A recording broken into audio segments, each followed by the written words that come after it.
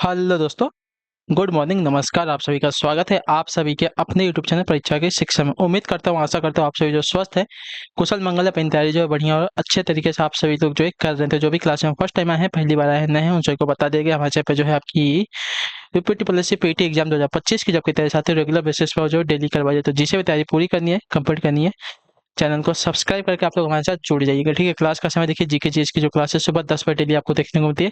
Graph और maths की class जो है दोपहर को 2 बजे देखने को मिलती है। हिंदी की जो क्लास है शाम को 7 बजे आप सभी को हमारे चैनल पर देखने को मिलती है। तो आप सभी को इसी टाइम पर क्लास से जुड़कर अपनी तैयारी को पूरा और कंप्लीट करना है। नीचे देखने में डिस्क्रिप्शन में आप सभी को हमारे इंस्टाग्राम और टेलीग्राम का लिंक मिलेगा, तो आप लोग इंस्टाग्राम पे हमें फॉलो कर लीजिएगा, टेलीग्राम चैनल को आप लोग ज्वाइन कर लीजिएगा। टेलीग्राम चैनल पर डेली बेसिस पे क्लास का अपडेट आपको टाइम टू टाइम मिल जाएगा। ठीक है, एग्जाम की बात करें तो 6 और 7 सितंबर को आपका एग्जाम है। ठीक है, क्लियर है सभी को इतना। अब चलिए क्लास स्टार्ट करते हैं, आते हैं अपने क्वेश्चन पे। तो क्लास स्टार्ट तो हो जाएगी आपकी, कोई दिक्कत नहीं है। उससे पहले जिसने अभी तक देखिए क्लास को लाइक नहीं किया है, क्लास को लाइक करेंगे, शेयर नहीं किया तो शेयर करेंगे, जिसने अभी तक चैनल को सब्सक्राइब नहीं किया वो लोग जो है चैनल को सब्सक्राइब करेंगे। ठीक है, क्लासेस आपको अच्छी लगती है तो अपना जो फीडबैक है नीचे कमेंट में बता दीजिए। ठीक है, और कोई दिक्कत है, परेशानी हो भी आप लोग हमें जो है नीचे बता सकते हैं। अब आते हैं क्वेश्चन पे। पहला है, ध्यान से अच्छे से प्यार से देखिएगा, उसका उत्तर उत्तर दीजिएगा। ठीक है, दिल्ली में अलाउद्दीन खिलजी के शासनकाल की अवधि क्या थी? बताइए, दिल्ली में अलाउद्दीन खिलजी के शासनकाल की अवधि क्या थी?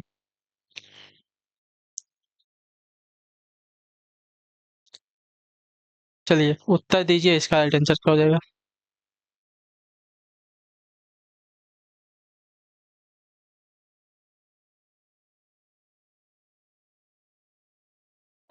तो देखिए, इसका राइट आंसर होगा 1296 से लेकर 1316 ईस्वी तक। ठीक है, ऑप्शन नंबर आपका ए राइट हो जाएगा। क्लियर है वो? अलाउद्दीन खिलजी खिलजी वंश का महत्वपूर्ण शासक था। उसने जो है 1296 से 1316 ईस्वी तक जो है शासन किया था। क्लियर सभी को? और उसका उसका जो साम्राज्य है अफगानिस्तान से उत्तर भारत तक जो है विस्तृत था। चलिए अगला प्रश्न देखा जाएगा, आपका है दूसरा नंबर। उत्तर देने की बताने की कोशिश कीजिएगा, राइट आंसर होगा। बक्सर का युद्ध कब हुआ था? बक्सर का जो युद्ध है साथियों कब हुआ था? वही आपका जो बिहार वाला बक्सर है उसकी बात कर रहे हैं। तो बक्सर का युद्ध आपका हुआ था साथियों 1764 ईस्वी में। ऑप्शन नंबर आपका सी राइट होगा। ठीक है, डेट भी याद रखिएगा, 22 अक्टूबर 1764 ईस्वी को ईस्ट इंडिया कंपनी और भारत के मुगल बादशाह शाह आलम द्वितीय, बंगाल के तत्कालीन नवाब मीर कासिम तथा अवध के नवाब सुजाउद्दौला तीनों की संयुक्त सेनाओं के बीच हुआ था। ठीक है, किसके किसके बीच में हुआ था? ईस्ट इंडिया कंपनी के बीच में है। East India company versus Bharat के मुगल बादशाह आपके शाह आलम द्वितीय थे, बंगाल के तत्कालीन नवाब आपके मीर कासिम थे तथा अवध के नवाब आपका सिराजुद्दौला। ये जो तीन थे एक साथ मिलकर इनकी सेनाओं के बीच युद्ध हुआ था। ठीक है, इस युद्ध में अंग्रेजों ने संयुक्त सेनाओं को हरा दिया। ठीक है, क्लियर सभी को? चलिए अगले क्वेश्चन की तरफ बढ़ेंगे। आपका है तीसरा नंबर। राजा हर्षवर्धन ने एक प्रसिद्ध नाटक रिक्त स्थान लिखा है, कौन सा? बताइए, राजा हर्षवर्धन ने एक प्रसिद्ध नाटक रिक्त स्थान लिखा है, कौन सा? तो आपका राइट आंसर यहाँ पे हो जाएगा साथियों नागानंद। ठीक है, ऑप्शन नंबर आपका बी राइट होगा। नागानंद यानी कि नागों का आनंद राजा हर्षवर्धन द्वारा रचित एक आपका संस्कृत नाटक है। यह संस्कृत के सर्वश्रेष्ठ नाटकों में से एक है। ठीक है, यह नाटक जो है 5 अंकों में लिखा गया है। इसमें मुख्यतः गरुड़ देवता को खुश करने के लिए, नागों की बलि देने से रोकने के लिए राजकुमार जिमुत वाहन द्वारा अपने शरीर को त्यागने का उल्लेख किया गया है। ठीक है, क्वेश्चन नंबर 4। सूरदास निम्नलिखित में से किस मुगल शासक के समकालीन थे? बताइए, सूरदास जो है निम्नलिखित में से किस मुगल के समकालीन थे? शाहजहां के, अकबर के, हुमायूं के या बाबर के? तो इसका राइट आंसर आपका हो जाएगा अकबर के। ठीक है, ऑप्शन नंबर आपका बी राइट होगा। क्लियर? सूरदास जो है हिंदी सगुण भक्ति धारा के प्रमुख कवि थे। ठीक है, क्लियर सभी को? और ये जो है मुगल सम्राट अकबर के समकालीन थे, जिस जिसका जो कार्यकाल था आपका 1566 से लेकर 1605 ईस्वी तक था। ठीक है, उसी के समकालीन आपके सूरदास जी थे। पांचवा नंबर है, सिविल सेवा किसके शासनकाल में प्रारंभ की गई थी? कैनिंग के, कर्जन के, कार्नवालिस के या डलहौजी के? तो इसके बारे में मैंने आपको बताया है, बहुत ही इंपॉर्टेंट है।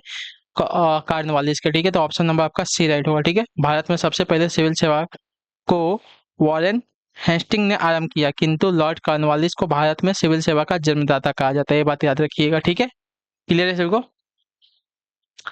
अब है आपका छठा नंबर। 1857 ईस्वी के सिपाही विद्रोह के दौरान मुगल शासक बहादुर शाह जफर को रिक्त स्थान द्वारा गिरफ्तार किया गया था, किसके द्वारा?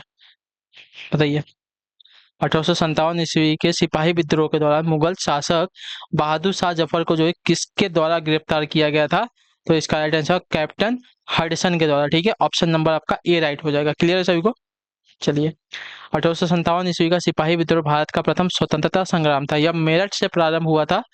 बहुत इंपॉर्टेंट है। इस विद्रोह का कई नेता इस विद्रोह का जो है कोई नेता नहीं था। ठीक है, इसलिए विद्रोही सैनिकों ने अपना नेतृत्व करने के लिए दिल्ली के बादशाह बहादुर शाह जफर से निवेदन किया। ठीक है, इस संग्राम की चिंगारी पूरे देश में फैल गई, जैसे कि झांसी, कानपुर, लखनऊ, आगरा आदि शहरों में। ठीक है, इस विद्रोह को शांत करने के उद्देश्य से बहादुर शाह जफर को कैप्टन हडसन ने गिरफ्तार कर लिया तथा रंगून यानी कि म्यांमार भेज दिया। बहादुर शाह जफर अंतिम मुगल बादशाह थे जो केवल नाम मात्र के शासक थे। ठीक है, अगला क्वेश्चन आपका 7वां नंबर।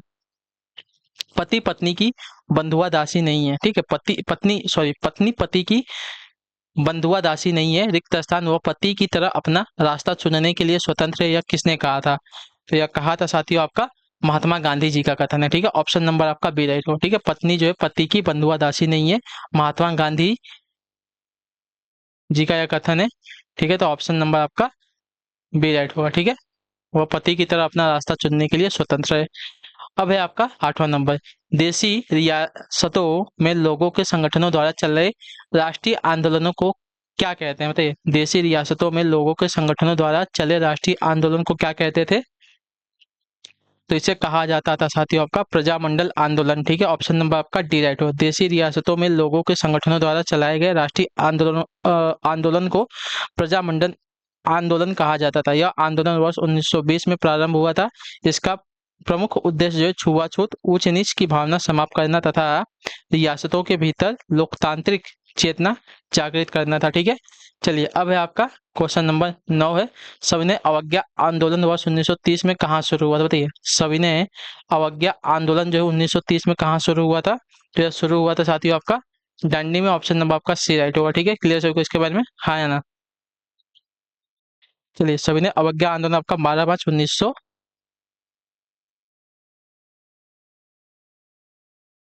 को महात्मा गांधी द्वारा अहमदाबाद स्थित साबरमती आश्रम से शुरू किया गया था। ठीक है,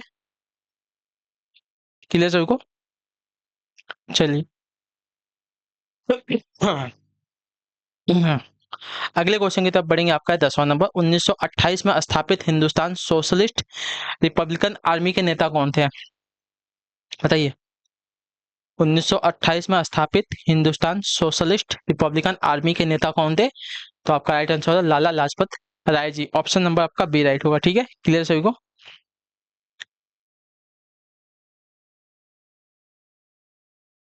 एक मिनट, नहीं, लाला लाजपत राय गलत हो जाएगा आपका।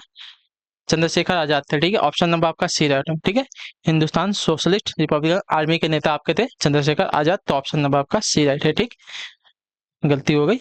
आपका 11 नंबर। पृथ्वी के धरातल से वायुमंडल की निम्नलिखित संरचनाओं को व्यवस्थित करें। ठीक है, पृथ्वी के धरातल से वायुमंडल की निम्नलिखित संरचनाओं को व्यवस्थित करना। ठीक है, तो पृथ्वी के धरातल से अगर देखा जाएगा तो पृथ्वी के धरातल से सबसे पहले आपका क्षोभ मंडल आता है, उसके बाद आपका समताप, उसके बाद मध्यमंडल, तापमंडल, उसके बाद वायुमंडल आएगा। ठीक है, तो ऑप्शन नंबर आपका बी राइट होगा। ठीक है, क्लियर होगा इसके बारे में? प्रथम आपका जो है क्षोभ मंडल, द्वितीय आपका समताप, तृतीय आपका मध्यमंडल, चतुर्थ आपका आयन मंडल या तो तापमंडल। ठीक है, तापमंडल, और उसके बाद पांचवा आपका जो होता है बहिर्मंडल होता है। ठीक है, चलिए क्वेश्चन नंबर आपका 12 नंबर। रानी झांसी समुद्री राष्ट्रीय उद्यान रिक्त स्थान में स्थित है। रानी झांसी समुद्री राष्ट्रीय उद्यान जो है कहाँ पर स्थित है? तमिलनाडु में, पांडिचेरी में, अंडमान और निकोबार द्वीप समूह में या लक्षद्वीप में? तो यह जो है आपका अंडमान और निकोबार द्वीप समूह में स्थित है। ठीक है, रानी झांसी समुद्री राष्ट्रीय उद्यान आपका अंडमान और निकोबार द्वीप समूह में स्थित है। अगले क्वेश्चन की तरफ बढ़ेंगे। 13 नंबर। किस प्रकार की मिट्टी को जल धारण करने की क्षमता सर्वाधिक होती है? बताइए, किस प्रकार की मिट्टी की जल धारण करने की क्षमता जो है सर्वाधिक होती है?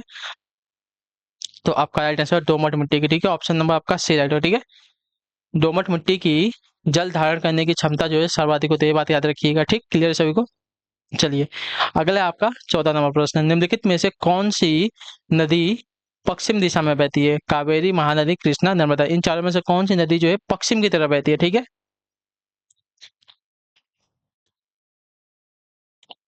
तो पश्चिम में आपका क्या है? अरब सागर है। ठीक है, पश्चिम में आपका अरब सागर है ना, तो पश्चिम की ओर बहने वाली नदी का नाम आपका नर्मदा है। आपका ऑप्शन नंबर आपका डी राइट होगा। ठीक है, क्लियर है इसके बारे में। पश्चिम दिशा में बहने वाली और नदी आपकी हो, तापी है, लूनी है, साबरमती है, भरत पूजा है, मावंडी है। ठीक है, और पूर्व की दिशा में बहने वाली नदियों का नाम कृष्णा है, कावेरी है, गोदावरी है, गंगा है, यमुना है। ठीक है, चलिए अब आते हैं आपका 15 नंबर क्वेश्चन।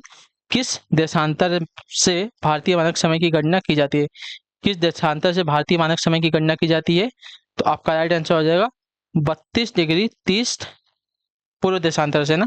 तो ऑप्शन नंबर आपका 82 डिग्री 30 पूर्वी देशांतर से आपके जो है भारतीय मानक समय की गणना की जाती है। तो ऑप्शन नंबर आपका ए राइट होगा। ठीक है, भारत का मानक समय आपका 82 डिग्री 30 पूर्वी देशांतर से निर्धारित होता है। ठीक है, क्लियर सभी को।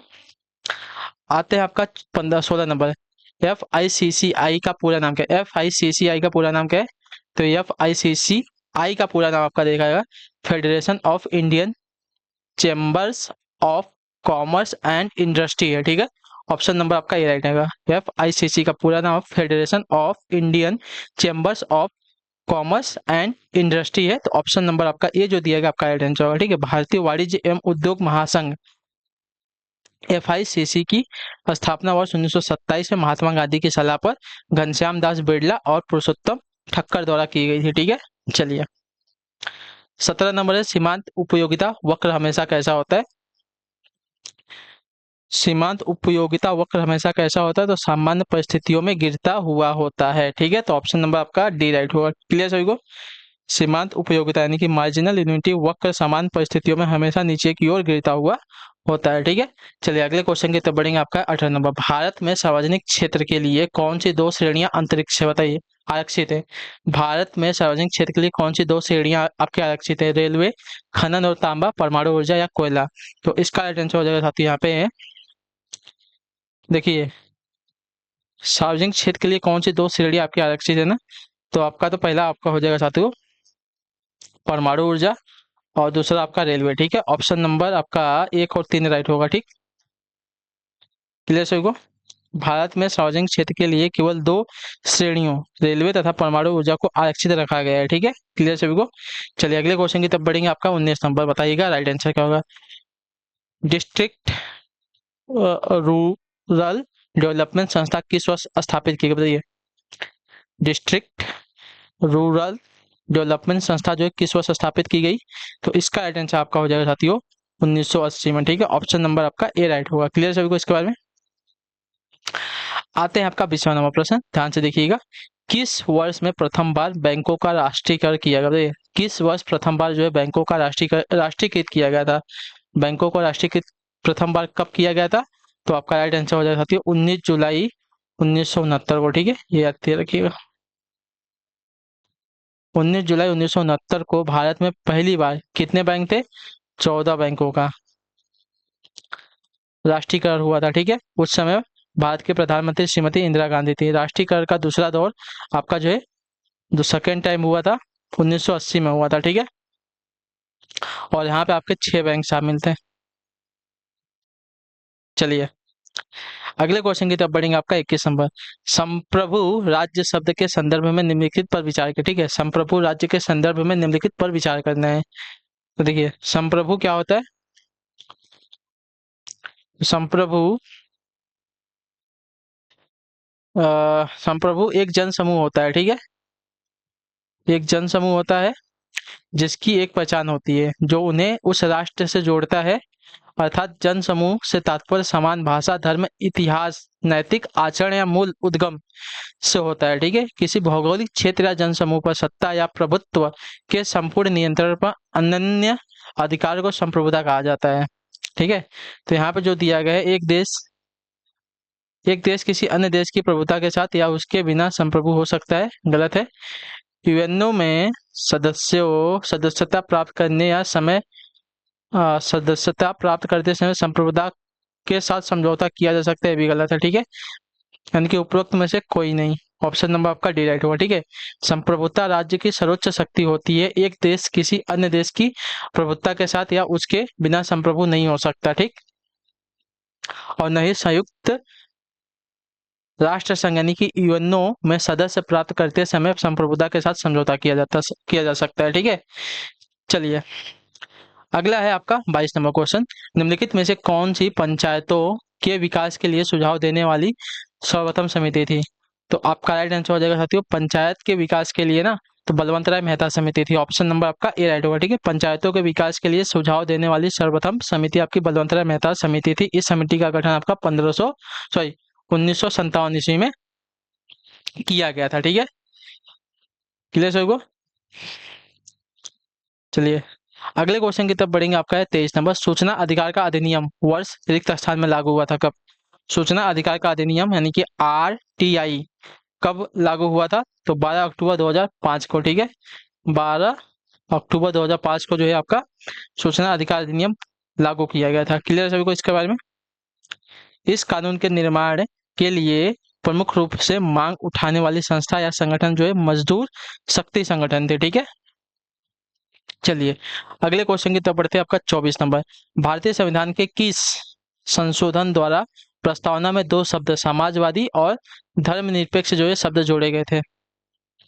बहुत इंपॉर्टेंट क्वेश्चन है आपका ये वाला। ठीक है, भारतीय संविधान के किस संशोधन द्वारा प्रस्तावना में दो शब्द समाजवादी और धर्मनिरपेक्ष जो है शब्द जोड़े गए थे? तो इसका राइट आंसर 42वें संविधान संशोधन के तरफ ऑप्शन नंबर आपका सी है। ठीक है, भारतीय संविधान के 42वें संविधान संशोधन 1976 के अंतर्गत संविधान की प्रस्तावना में दो शब्द समाजवादी और धर्मनिरपेक्षता को जोड़ा गया। ठीक है, तो भारतीय संविधान की प्रस्तावना या उद्देशिका को पंडित जवाहरलाल नेहरू द्वारा प्रस्तुत किया गया था। ठीक, प्रस्तावना के अनुसार संविधान के अधीन समस्त शक्तियों का केंद्र बिंदु या स्रोत भारत के निवासी हैं। संविधान की प्रस्तावना को संविधान की कुंजी कहा जाता है। ठीक है, चलिए आते हैं आपका 25 नंबर प्रश्न। ठीक है, बताइएगा संविधान में कौन सी अनुसूची भारत में राज्यों को सौंपे गए स्थानीय स्व सरकारों के लिए प्रबंध करती है? बताइए।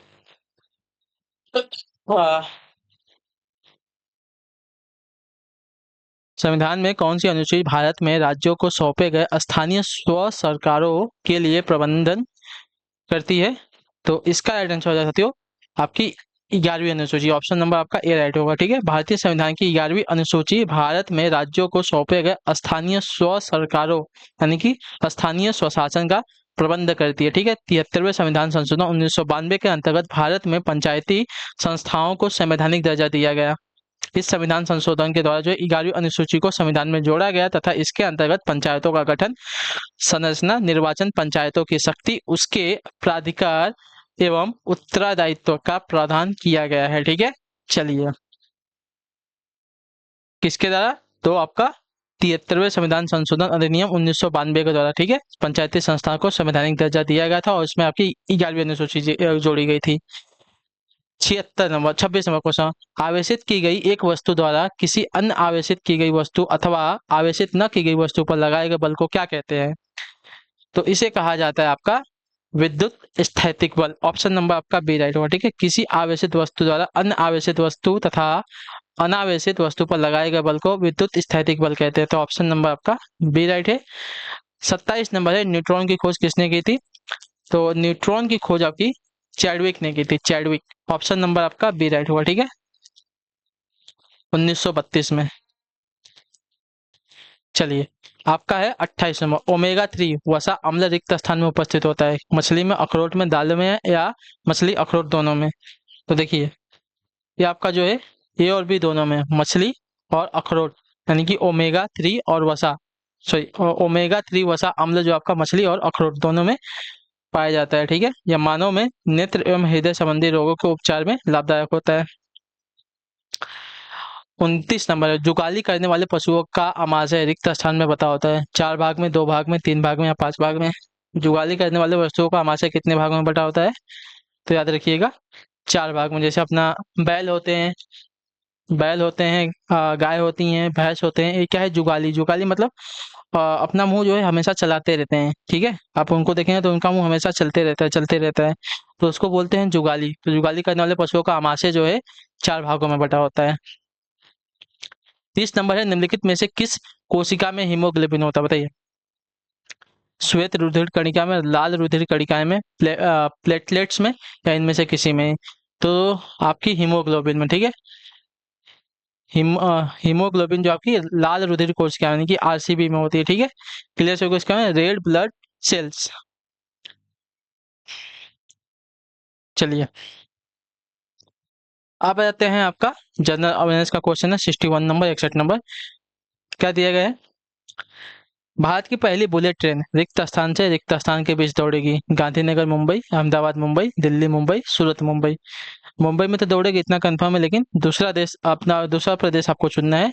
तो अहमदाबाद से मुंबई के बीच में, ठीक है। ऑप्शन नंबर आपका बी राइट होगा, ठीक है। भारत की पहली बुलेट ट्रेन अहमदाबाद से मुंबई के बीच चलाई जाएगी। यह जो है 508 किलोमीटर से अधिक दूरी की एक महत्वाकांक्षी परियोजना है, जिसका 2023 तक पूरा होने का लक्ष्य निर्धारित किया गया था, जो कि हुआ नहीं, ठीक है। अभी आ गया है 2025, फिर भी अभी तक आपकी बुलेट ट्रेन आपको देखने को नहीं मिली है, ठीक है। 62 नंबर है, उत्तर दीजिएगा राइट आंसर क्या होगा, ठीक है।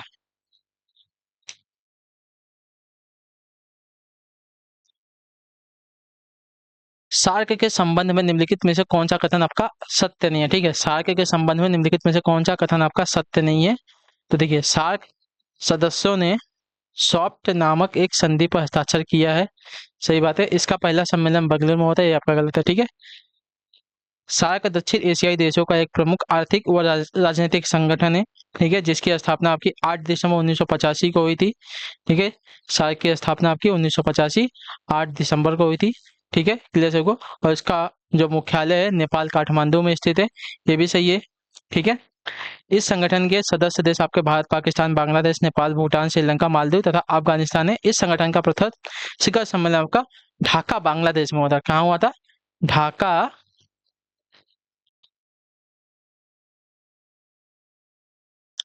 बांग्लादेश में हुआ था, ठीक है।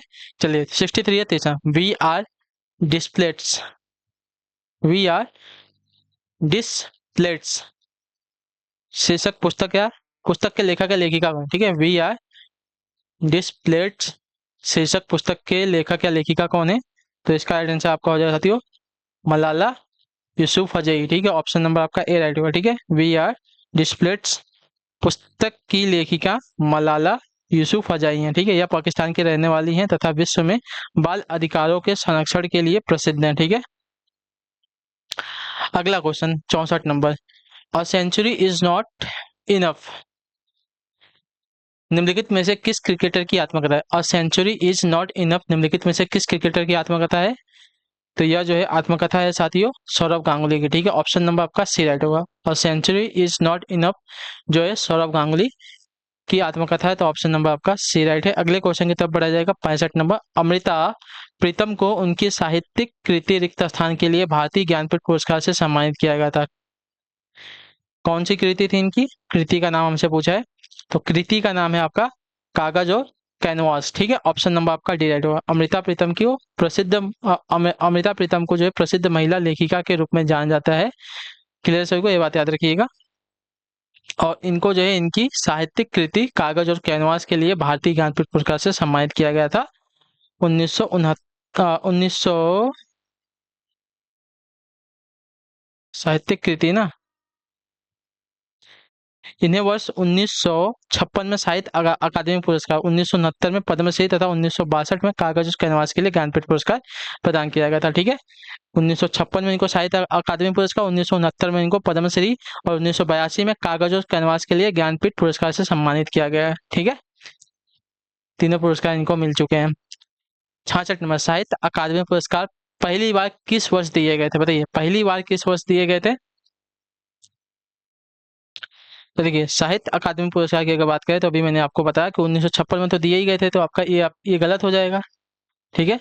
1956 में, तो 1955 या तो 54 में स्टार्ट हुआ होगा, 1955 में स्टार्ट हुआ था, ठीक है। ऑप्शन नंबर आपका बी राइट होगा, ठीक है। साहित्य अकादमी की स्थापना वर्ष 1954 में हुई थी, परंतु अकादमी द्वारा पहली बार साहित्य अकादमी पुरस्कार 1955 में दिया गया था, ठीक है। क्लियर सभी को?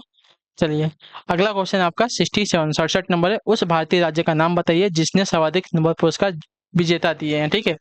उस भारतीय राज्य का नाम बताइए जिसने सर्वाधिक नोबेल पुरस्कार विजेता दिए हैं, तो उस भारतीय राज्य का नाम है पश्चिम बंगाल, ठीक है। ऑप्शन नंबर आपका बी राइट होगा, ठीक है। भारत का एक ऐसा मात्र राज्य पश्चिम बंगाल है जिसने सर्वाधिक नोबेल पुरस्कार विजेता देश को दिए हैं, ठीक है। इनमें आपके रविन्द्रनाथ टैगोर है, मदर टेरेसा है, अमृत सेन है तथा आशुतोष मुखर्जी जो है शामिल है। चलिए 68 है, उस प्रथम भारतीय का नाम बताइए जो ऑस्कर अवार्ड विजेता हुआ है। बताइए उस प्रथम भारतीय का नाम बताइए जो ऑस्कर अवार्ड विजेता हुआ है। तो उसका नाम आपका है भानु अथाया। ठीक है, ऑप्शन नंबर आपका ए राइट होगा। क्लियर होगा। भानु अथाया प्रथम भारतीय हैं जिन्हें वर्ष 1982 में प्रदर्शित फिल्म गांधी में कॉस्ट्यूम डिजाइनिंग के लिए ऑस्कर अवार्ड दिया गया था। ठीक है, चलिए प्रत्येक वर्ष कितने नोबेल पुरस्कार दिए जाते हैं? तो प्रत्येक वर्ष की अगर बात करेंगे तो आपका 6 नोबेल पुरस्कार देते हैं। ऑप्शन नंबर आपका डी राइट हुआ। ठीक है, हाँ या ना? चलिए अगला है आपका 70 नंबर आखिरी question. Golden pain of freedom पुरस्कार किससे संबंधित है? गोल्डन पेन ऑफ फ्रीडम पुरस्कार जो है किससे संबंधित है? तो यह आपका है पत्रकारिता से। ठीक है, ऑप्शन नंबर आपका ए राइट होगा। क्लियर है। वर्ष 1961 में स्थापित गोल्डन पेन ऑफ फ्रीडम पुरस्कार अंतर्राष्ट्रीय पत्रकारिता अथवा प्रेस के लेखन कार्य के लिए किसी व्यक्ति या संस्था को वार्षिक रूप से दिया जाने वाला पुरस्कार है। यह पुरस्कार world association of news paper and news publisher द्वारा दिया जाता है। ठीक है, चलिए तो इसी के साथ जो आपकी क्लास है आज की यहीं पे पूरी होती है, कंप्लीट होती है। उम्मीद करता हूं आपको क्लास जो अच्छी लगी, पसंद है तो अपना फीडबैक जो है क्लास का नीचे कमेंट में, क्लास अच्छी लगी क्लास को लाइक कीजिए, चैनल पहले चैनल को सब्सक्राइब करें और हमें जो है विदा दीजिए। हम आपसे मिलते हैं आपकी अगली क्लास में, तब तक के लिए टाटा बाय बाय, जय हिंद जय भारत, टेक केयर। हम आपसे मिलते हैं आपकी अगली क्लास में, तब तक के लिए टाटा बाय बाय।